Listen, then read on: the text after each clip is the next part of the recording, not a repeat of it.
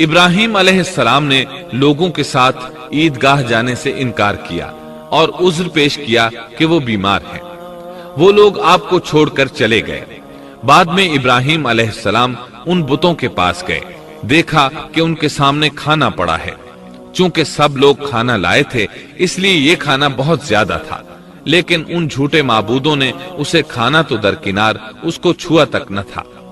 ابراہیم علیہ السلام نے انہیں مخاطب کر کے کہا، یہ اتنا کھانا تمہارے سامنے پڑا ہے، تم اس کو کھاتے کیوں نہیں؟ تمہیں کیا ہو گیا کہ بات تک نہیں کرتے؟ پھر پوری قوت سے دائیں ہاتھ سے کلہاڑا مار کر ان کے ٹکڑے ٹکڑے کر دیے، لیکن بڑے بت کو چھوڑ دیا تاکہ سب اسی کی طرف رجوع کریں۔ تمام چھوٹے بتوں کو توڑ کر کلہاڑا اس بڑے بت کے کندھے پر رکھ دیا۔ مشرکین میلے سے لوٹے تو دیکھا ان کے سارے معبود اوندھے منہ ٹوٹے پھوٹے پڑے ہیں، ان کے تمام معبودوں کو توڑ دیا گیا تھا۔ وہ حیران رہ گئے کہ یہ کیسے ہو گیا، کس نے کیا؟ کہنے لگے، یہ کام کس ظالم کا ہے؟ اس نے ہمارے معبودوں کی توہین کی ہے۔ اس وقت جن لوگوں نے ابراہیم علیہ السلام کا وہ کلام سنا تھا انہیں ان کا خیال آ گیا۔ کہنے لگے، وہ نوجوان جس کا نام ابراہیم ہے اسے ہم نے اپنے بتوں کی مذمت کرتے سنا ہے۔ اللہ کی قدرت کہ ابراہیم علیہ السلام کا جو مقصد تھا وہ خود بخود پورا ہو رہا تھا۔ قوم کے لوگ مشورہ کر رہے تھے کہ سب کو جمع کرو اور اسے بلاؤ، پھر اسے سزا دو۔ چنانچہ تمام اہل باطل چھوٹے بڑے جمع ہو گئے، کارروائی شروع ہو گئی۔ کہنے لگے، اے ابراہیم، ہمارے معبودوں کے ساتھ یہ لغو حرکت تو نے کی ہے۔ ابراہیم علیہ السلام نے جواب دیا، یہ کام تو اس بڑے بت کا ہے، مجھ سے کیوں پوچھتے ہو؟ تم اپنے معبودوں سے کیوں نہیں پوچھ لیتے کہ ان کے ٹکڑے کس نے اڑائے ہیں؟ ابراہیم علیہ السلام کا جواب سن کر وہ سب سوچ میں پڑ گئے، پھر کہنے لگے، ہم نے بڑی غلطی کی، اپنے معبودوں کے پاس کسی کو حفاظت کے لیے نہیں چھوڑا۔ اس قدر واضح بات محسوس کر کے بھی وہ ظالم ایمان نہ لائے، بلکہ شیطان نے ان کے دلوں میں وسوسہ ڈالا اور انہوں نے غور و فکر کر کے کہا، اے ابراہیم، کیا تمہیں علم نہیں، یہ تو بے زبان ہیں، یہ بول نہیں سکتے۔ اب ابراہیم علیہ السلام نے فرمایا، تب پھر تم اللہ کے سوا اس چیز کی عبادت کرتے ہو جو تمہیں کچھ بھی نفع نہ دے سکے اور نہ نقصان پہنچا سکے۔ تعجب ہے تم پر اور ان پر بھی جنہیں تم اللہ کے سوا پکارتے ہو، کیا تم میں بالکل عقل نہیں؟ اس طرح ابراہیم علیہ السلام نے ان پر حقیقت خوب اچھی طرح واضح کر دی۔ ان سے فرمایا، تم ان کی پوجا کرتے ہو جن کو تم خود تراشتے ہو، یعنی ان کا حال تو یہ ہے کہ تم نے ان کو خود اپنے ہاتھوں سے تراشا اور ان کی عبادت کرنے لگے، جبکہ تمہیں اور تمہاری بنائی ہوئی چیزوں کو اللہ ہی نے پیدا کیا ہے۔ ابراہیم علیہ السلام نے ایک کلہاڑے کی مدد سے ان سب بتوں کو تہس نہس کر دیا تھا۔ یہ اس بات کی واضح ترین نشانی تھی کہ یہ بالکل بے بس ہیں، لیکن اس واضح نشانی کے باوجود وہ اپنے کفر ہی پر ڈٹے رہے اور لگے ابراہیم علیہ السلام کو دھمکیاں دینے۔ کہنے لگے، اس کے لیے ایک آتش کدہ بناؤ اور اسے اس دہکتی آگ میں ڈال دو۔ پھر ان لوگوں نے ایک چٹیل میدان کا انتخاب کیا جہاں مٹی نام کی کوئی چیز نہیں تھی۔ اس میدان کو پتھروں کی باڑ کے ساتھ گھیر دیا گیا۔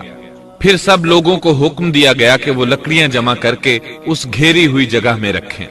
چنانچہ سب لوگ لکڑیاں جمع کر کے وہاں لانے لگے، یہاں تک کہ عورتوں اور بچوں نے بھی اس کام میں بڑھ چڑھ کر حصہ لیا۔ میدان میں اتنی لکڑیاں جمع ہو گئیں کہ زمین نظر نہیں آتی تھی۔ یہ لکڑیاں زمین پر ایک اونچی دیوار محسوس ہوتی تھیں۔ پھر ان لکڑیوں کو آگ لگائی گئی۔ جب آگ کے شعلے آسمان سے باتیں کرنے لگے تو انہوں نے ابراہیم علیہ السلام کو آگ میں ڈالنے کے لیے ایک جھولا تیار کیا۔ اس میں سیدنا ابراہیم علیہ السلام کو رکھا گیا۔ اس وقت آپ نے یہ دعا پڑھی، حسبنا اللہ ونعم الوکیل۔ ہمیں اللہ کافی ہے اور وہی بہترین کارساز ہے۔ یہ کلمہ ہر محتاج اور مصیبت زدہ کو پڑھنا چاہیے۔ بخاری میں ہے، رسول اللہ صلی اللہ علیہ وسلم نے فرمایا، حسبنا اللہ و نعم الوکیل ابراہیم علیہ السلام نے اس وقت فرمایا تھا جب انہیں آگ میں پھینکا جانے لگا تھا۔ مطلب یہ کہ ہم اللہ ہی پر بھروسہ کرتے ہیں، اس کے سوا ہمارا کسی پر بھروسہ نہیں۔ बाज रिवायात में ये भी है कि जब इब्राहिम अलैहिस्सलाम को आग में डाला जाने लगा तो जिब्रील अलैहिस्सलाम आए और कहा, ए इब्राहिम, कोई हाजत है तो मैं हाजिर हूँ। इब्राहिम अलैहिस्सलाम ने फरमाया, अगर तुम अपनी मर्जी से आए हो तो मुझे तुम्हारी कोई जरूरत नहीं। एक दूसरी रिवायत में है कि बारिश के फरिश्ते ने हाजिर होकर कहा था, ए इब्राहिम, मुझे हुक्म दीजिए, मैं बारिश बरसाकर इस आग को बुझा दूं। लेकिन ऐसी तमाम रिवायात ज़ईफ हैं। यूं भी अल्लाह का हुक्म उनसे पहले काम करने वाला था। अल्लाह ताला सूरह अंबिया आयत 69 और 70 में फरमाते हैं, हमने कहा, ए आग, इब्राहिम पर ठंडी हो जा और सलामती वाली हो जा। गो उन्होंने इब्राहिम का बुरा चाहा, लेकिन हमने उन्हें ही नुकसान पाने वाला कर दिया।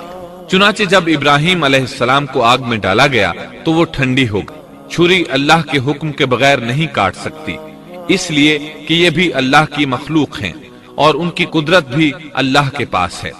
वो चाहे तो उनको कुदरत अता कर दे, चाहे तो कुदरत वापस ले ले। आग को ठंडा होने का हुक्म हुआ, वो ठंडी हो गई। उसने न इब्राहिम अलैहिस्सलाम के कपड़े जलाए, न जिस्म के किसी हिस्से को कोई नुकसान पहुंचाया। सिर्फ वो रस्सियां जलाईं जिनसे आपको बांधा गया था। सुभान अल्लाह। लोग आग के गिर्द इस इंतजार में खड़े थे कि जो ही उन्हें आग में फेंका जाएगा वो जलकर राख हो जाएंगे। लेकिन वो ये देखकर हैरान रह गए कि इब्राहिम अलैहिस्सलाम बड़े नाज से आग के दरमियान बैठे हैं।